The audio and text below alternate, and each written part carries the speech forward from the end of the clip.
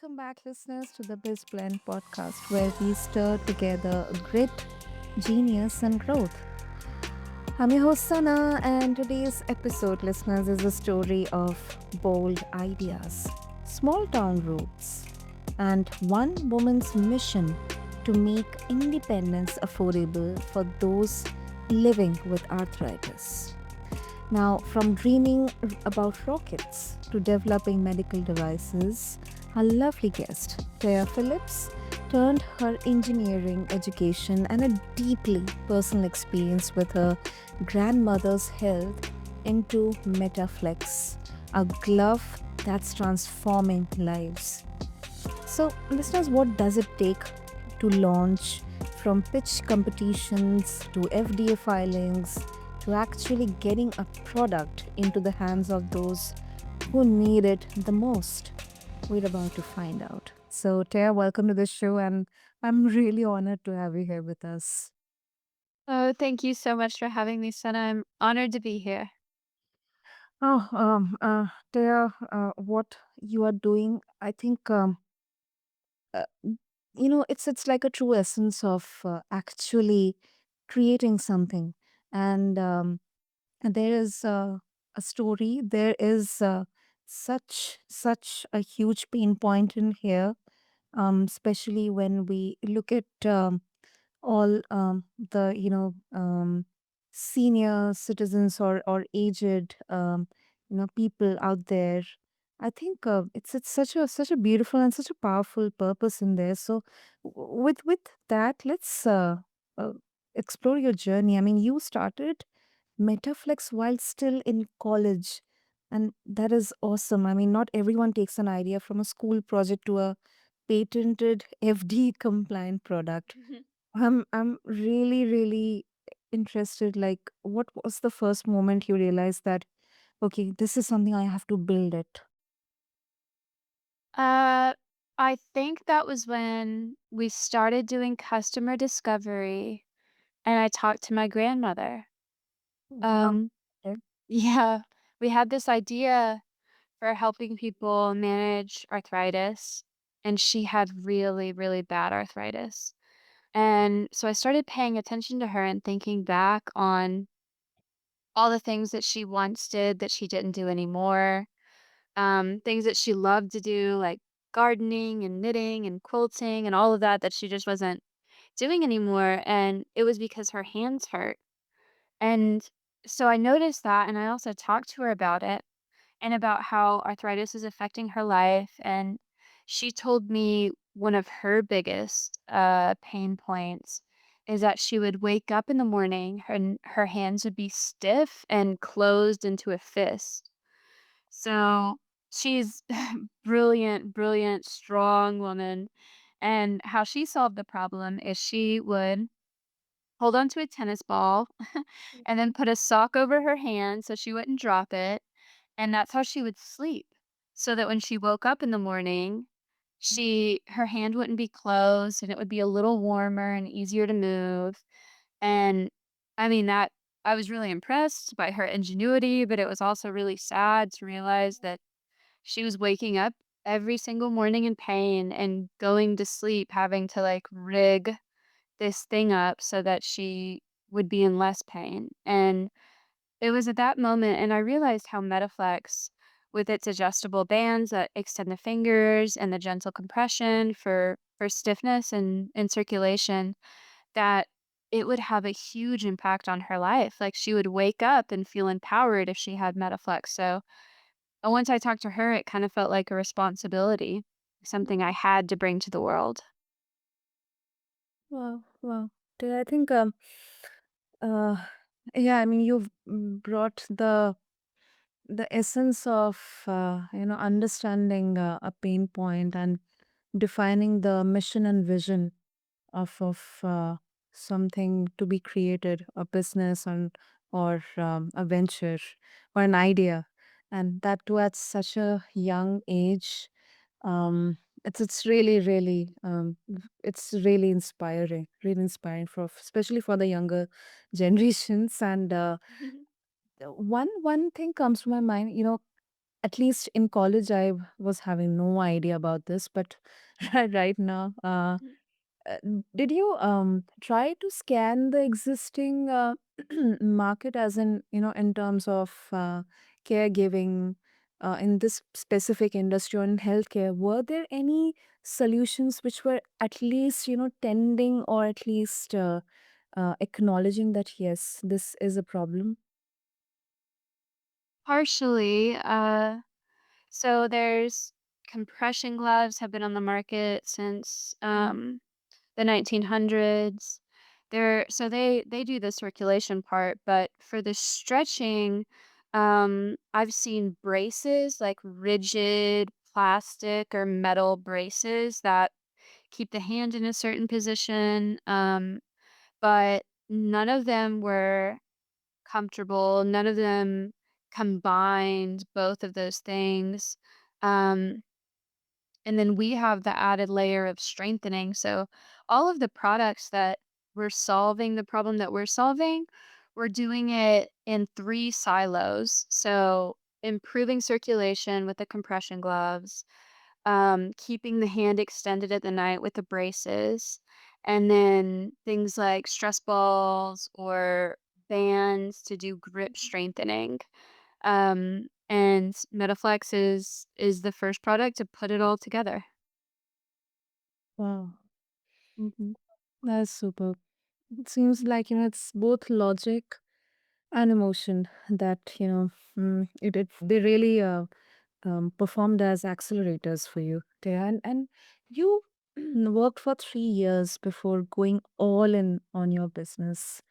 Um, was that a strategic or like an intentional delay, or it was more about, like, as a first time entrepreneur, you're having that fear or maybe funding or.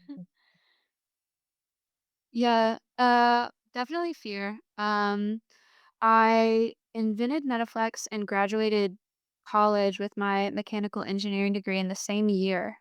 Mhm. So I had this idea, I had established the company, I had won a little bit of money, um, and I had this degree that was worth it was worth a lot. I had a job offer to work as a contractor for the Department of Energy, which was really interesting work. And I knew it would, make me good money. And I wanted to use my engineering degree. I knew I could start a company, but it would be difficult and I'd probably have to move back in with my parents, and I didn't want to do that. So it was a bit of, fear, but also a bit of strategy to make that money. But I mean, when I was working at Y12, I had Metaflex like on the back burner. It wasn't my focus. I guess, felt a little selfish in that time. I was making good money. I was traveling. I was enjoying my life. I was saving, but I wasn't super focused on Metaflex. I was doing some work, but it wasn't until my grandma started getting worse in 2021, her health, I mean, just really rapidly started declining. I guess at the end of 2020, her health was like rapidly declining. And I realized I felt guilty that I hadn't brought this to market and helped her while I could, because she ended up passing before I could get it to market. But yeah, it was her health decline that made me quit my job and jump into it and finally take the leap. Wow. Yeah, I can understand that. I can understand that. And um I just want to go back a bit to your childhood, because you know it's those experiences that shape our journey. So in your childhood, did you have any experience around entrepreneurship, or was it something completely um, you know that kind of shaped during your college years? Um, Towards the end of high school, my dad was tinkering, and he has this great mechanical mind. He's a good problem solver. He's really smart. So he had made a few things, and I didn't, know until I was older, but he invented something, that he sold to a company called Troy-Bilt, and he called it Mower Plus, but they branded it as the Flex, which is kinda cool because 'cause he's got the Flex and I've got the Metaflex. Okay. But his idea was, his garage was getting cluttered, and he wanted to, um, save some space and also have all of these tools for yard work that he wanted to have. So he made this base generator that had attachments for, all of the tools that he liked using, lawnmower, pressure washer, log splitter, on and on. And so I watched him patent it and make prototypes and then sell it to this big company. And I think that is really what made me think I can invent something. If he can do it, I can do it for sure. Um, and yeah, so I didn't really see the path that I was supposed to go down. But yeah, when I was in high school, he started working on it, and I feel like I was in college when he sold it. And then I started getting interested in entrepreneurship and what can I build? Hmm. That is really, really interesting. And Taya, I I mean, it's really unfortunate that you're I mean, you could not bring out the product till your grandmother was there, but I'm very sure she must be happy that now you got it going, and you're all out there sharing the benefits of your creation. So, there's an engineering mindset here. I mean, you have applied your learning, you have applied your experiences here, you have applied your emotions into it. So it's like a blend of purpose, emotions, and knowledge. And now sometimes the business world, the profits, the numbers, they sometimes don't go hand in hand with knowledge. So Mhm. what's your opinion on that? And especially because you are in the healthcare system, um, then there is all that FDA stuff and all. So, what's your opinion on that? There's so much. Especially in the healthcare space and in US, it's healthcare for profit, which is a model that I don't really like because I grew up, in rural America, in a working class family, and healthcare expenses were a big point of stress for myself and for all of the people that I know and love my whole life. I mean, it wasn't till I started this company and started raising money that I ever met anyone who wasn't worried about doctor's bills. Or I guess when I was working for an engineer as an engineer and, but yeah, we're doing things differently at ATS Innovations. We're focused on affordable healthcare and providing products that are effective and not just like gimmicky gadgets. We're not selling something just to make money. We're selling something because it's helping people. Like we're solving a problem. It's problem first. It's people first. So I see a lot of what I think are problems with the way healthcare and healthcare companies are operating right now. And I'm proud to show that there's a different way to do things. Yeah, absolutely, absolutely, dear. That is once again, it's so inspiring, and also, how do you personally handle this pressure that too at such a young age? I mean, there's a pressure of being mission driven, people first, with that reality of needing to scale and make profit. For the fact that whenever we talk about investment, investors, venture Mm. capital, and all that stuff, it's like it's a different level of pressure in there. Yeah, I think I work best under pressure. Yeah.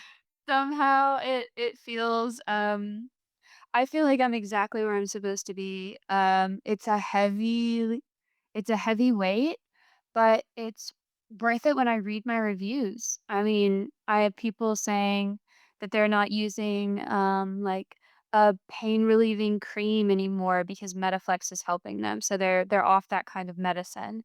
Other people saying, "This is a miracle, I can finally sleep at night," or like, "Thank you for helping my husband or my child," and we have a product, the Metaflex glove, that's changing lives. So it's a heavy responsibility, but Mhm. the reward of doing good work is absolutely worth it. And I like solving problems. That's why I went into engineering because I like solving puzzles and being creative and finding solutions to complex things. So it's entrepreneurship has been the best job I've ever had, for sure. And that to mechanical engineering. Yeah, mechanical engineering.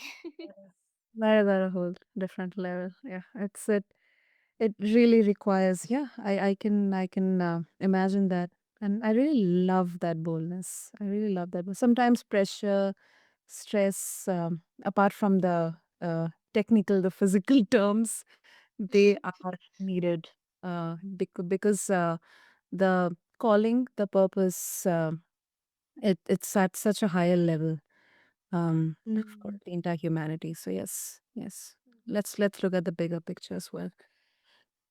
So before we wrap up, Taya, um, what's your plan? I mean, next plan with Metaflex. Where are you looking at? What kind of vision do you have with Metaflex in the coming years, especially with Mm.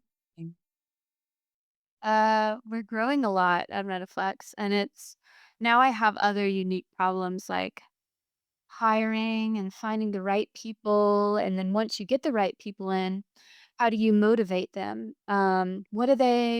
What's their dream job? And how can I like incorporate pieces of that into their work at ATS? And what motivates people and how can I help them to provide a good life for their families and make the kind of money they want to make and it's been so rewarding to build a team and take care of people. But as far as products, we've got more products coming out.